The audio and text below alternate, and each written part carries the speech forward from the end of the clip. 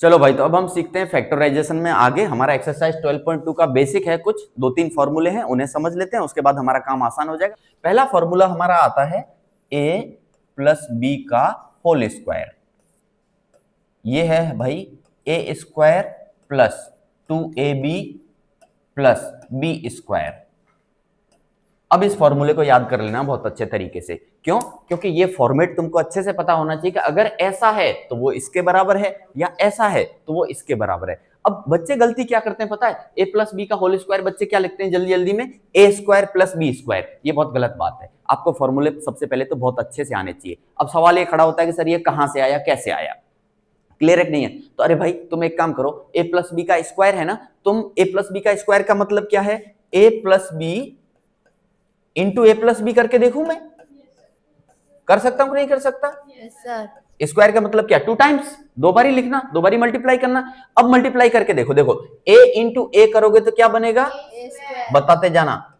पहले इसका मल्टीप्लीकेशन इसके साथ किया, फिर इसका मल्टीप्लीकेशन इसके साथ करोगे, क्या बनेगा?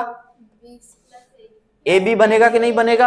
अब हम b का मल्टीप्लीकेशन जब a के साथ करेंगे तो फिर से हमारा क्या आएगा? ए बी लिख सकता हूं प्लस, अब b का मल्टीप्लीकेशन जब मैं b के साथ करूंगा तो मुझे क्या मिलेगा? बी स्क्वायर मिलेगा कि नहीं मिलेगा? बता दो। इसका मतलब ये हुआ कि अगर मैं मल्टीप्लाई करता हूं तो ये चीज आती है। अब इसे अरेंज करूं जरा, तो A square plus A B plus A B क्या हो जाएगा? 2ab प्लस क्या आया? B square. क्लियर है पहला फॉर्मूला?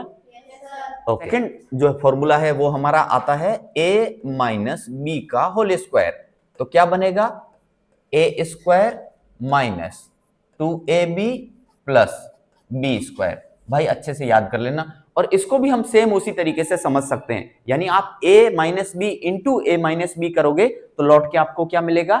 ए square minus 2ab plus B square मिलेगा, पक्का मिलेगा। और तीसरा फॉर्मूला जो इस एक्सरसाइज के लिए काम लगेगा वो है हमारा ए स्क्वायर माइनस बी स्क्वायर। और क्या होता है ये होता है ए plus B into A minus B.